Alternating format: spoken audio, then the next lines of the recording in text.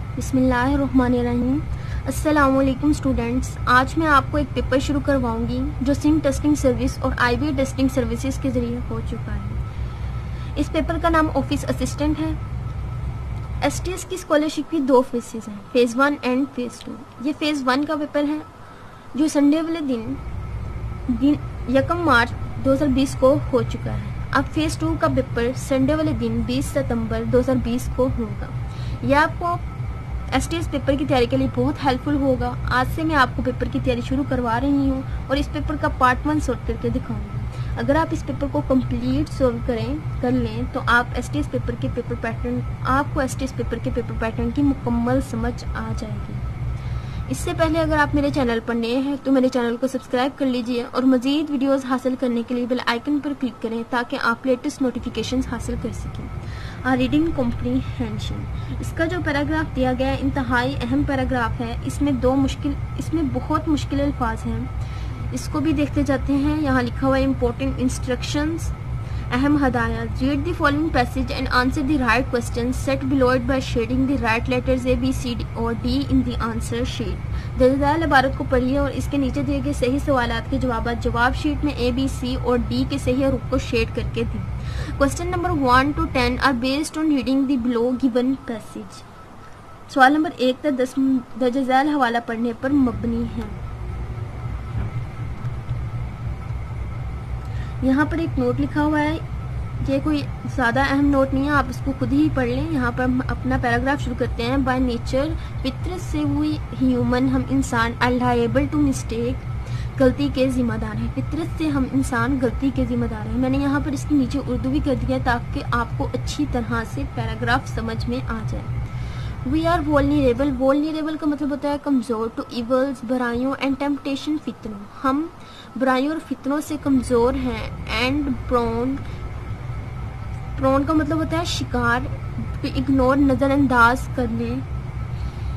General rules, आम असूलों, ethical codes, अखलाकी ज़ाब्तों, सोशल नॉर्म्स, माशरती असूलों, एंड एटिक्वेट्स, अदाब। और आम असूलों, अखलाकी ज़ाब्तों, माशरती असूलों और अदाब को नज़रअंदाज करने के शिकार हैं।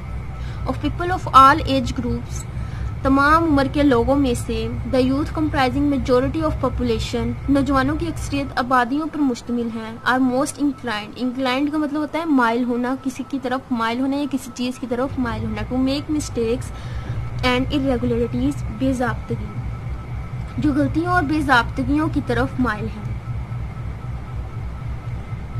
दे आर टेम्पटेड का मीनिंग हमने ऊपर भी पढ़ा, फितना। They are tempted to commit morally, अखलाकी तौर पर बैड एंड डिस्टेस्टेबल डीड्स, हकीर काम करने। वो अखलाकी तौर पर खराब और हकीर काम करने के लालच में है। इल प्रैक्टिसेस का मतलब होता है बीमार तरीके, बदचलनी या नाइंसाफी।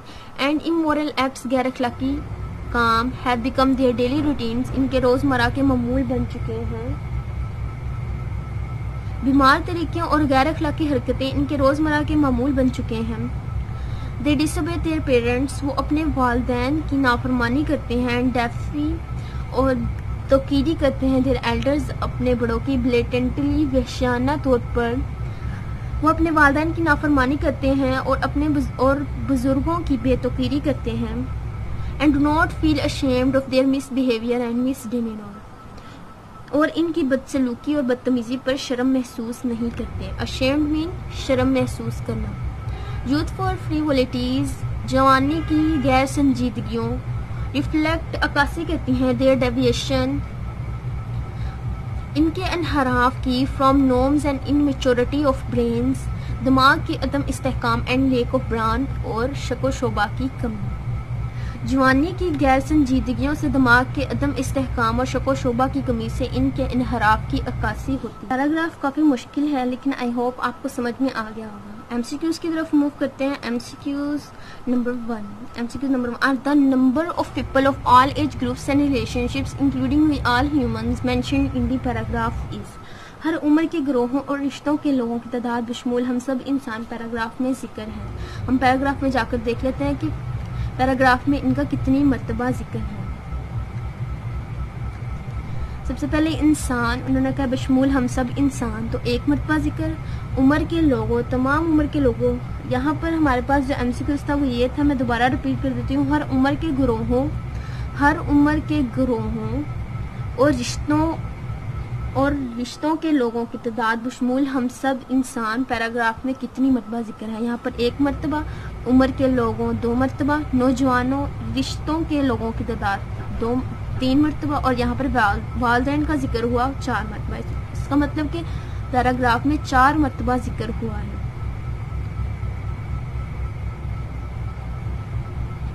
The paragraph is mainly about, paragraph बुनियादी तौर पर किसके बारे में था? Human nature, irregularities, immorality and defiance on the part of all human beings, इंसानी फितरत, बेकायदगी, गैर अखलाकियात और तमाम इंसानों की तरफ से इनहराफ, एज ऑफ ह्यूमन बींग्स, इंसानी रिश्ते और रिलेशनशिप्स एंड एटिक्वेट्स और अदाब के दौर, evil temptations and bad deeds, बदी फितने बुरे काम, their youth, their way of life, नौजवानों का तर्ज जिंदगी, एंड शेमफुल एक्ट और शर्मनाक काम।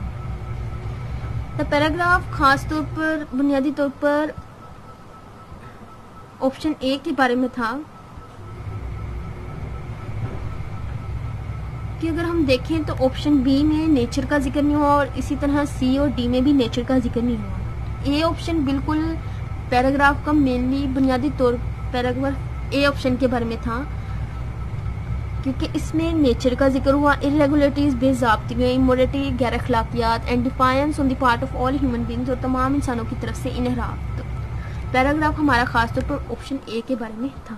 द एज ऑफ ये MCQs 3, the first 2 sentences of paragraph are mainly about, पहले 2 जुमले और पैराग्राफ के पहले 2 जुमले बुनियादी तौर पर किसके बारे में थे? Mistakes, evil and temptation, general rules, social norms and etiquettes, human nature and weakness, all of the above। यहाँ पर देखें तो ये पैराग्राफ का सेकंड सेंटेंस है, एंड हम पैराग्राफ में पहले जाकर देख लेते हैं। evils and temptations ये सेकंड सेंटेंस है, हमने दोनों सेंटेंसेस के बारे में लेना है। एंड जो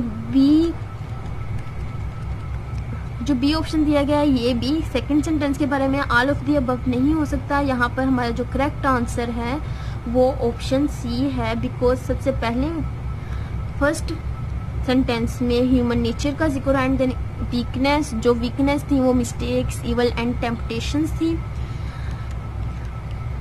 MCQs 4 है। Overall content of the passage suggests option A, a critical account of society, option B, our way of life and drawbacks, option C, demerits of the youth and their behavior with their elders and parents, option D, sorry state of affairs and our ill-mannered youth। तो यहाँ पर हम देख सकते हैं कि हमारा जो ऑप्शन डी है वो हमारे पैसेज ओवरऑल हमारा पैसेज को सजेस्ट कर रहा है। सॉरी स्टेट ऑफ अफेयर्स, मामलात की माजरत, and our ill mannered youth, नौजवानों की अच्छी तरबियत ना हो। MCQs 5 है। Most of the nouns mentioned in the passage are, some nouns are repeated, हमने वो नाउन बताने हैं जो इस पैराग्राफ में ज़्यादा रिपीट हुए हैं। हम पैराग्राफ में जाकर देख लेते हैं। पैराग्राफ में जो वल्नरेबल है ये एक एब्स्ट्रैक्ट नाउन है, एंड अशेम्ड एब्स्ट्रैक्ट नाउन है। यहाँ पर जो ज़्यादातर नाउन्स दिख रहे हैं वो एब्स्ट्रैक्ट नाउन है। डिसोबे, नाफरमानी, एक एब्स्ट्रैक्ट नाउन है। तो इस तरह हमारे पैराग्राफ में जो ज़्यादा हो रहे हैं रिपीटेड नाउन्स वो एब्स्ट्रैक्ट नाउन्स हैं।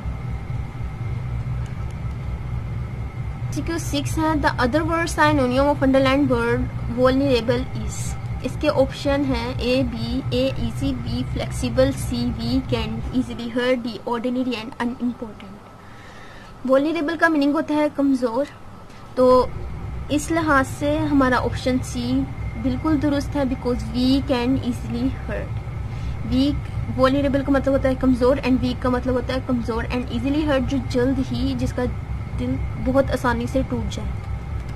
The other word synonym of underline word prone is, prone का मतलब हमने ऊपर पढ़ा शिकार, शिकार के लिहाज से अगर हम शिकार के मीनिंग प्रॉन का अगर हम साइनोनियम देखें तो हमारा यहाँ पर ऑप्शन ए बिल्कुल सही है, लाएबल।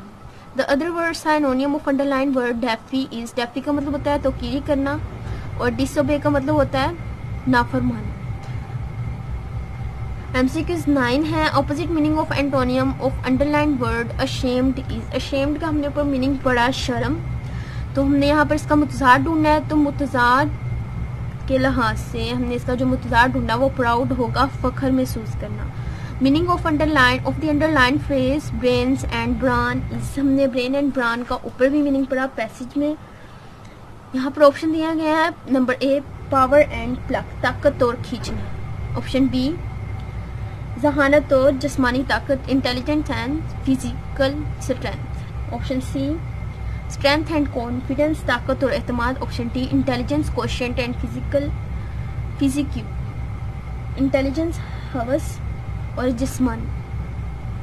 हमने पैसेज में हम इसका मीनिंग देखते हैं। ब्रेन का मतलब होता है दिमाग एंड ब्रान का मतलब होता है जिस्मानी मजबूती। यहाँ पर हम देखें तो हमारा ऑप्शन बी बिल्कुल करेक्ट है, बिकॉज इंटेलिजेंस का मतलब होता है दिमाग, ब्रेन का मतलब होता है दिमाग या इंटेलिजेंसी, और यहाँ पर इंटेलिजेंस एंड ब्रान का मतलब होता है जिस्मानी मजबूती एंड फिजिकल स्ट्रेंथ का भी मतलब होता है जिस्मानी ताकत। तो इस लिहाज से underline phrase brain and bran का मीनिंग हुआ इंटेलिजेंस एंड फिजिकल स्ट्रेंथ। ये थे हमारे 10 MCQs, 10 मरूजी सवालात जो मैंने आज आपको सोल्व करवाए हैं। इंशाल्लाह मैं आपको अपनी अगली वीडियो में इंग्लिश के अगले MCQs सोल्व करवाऊंगी।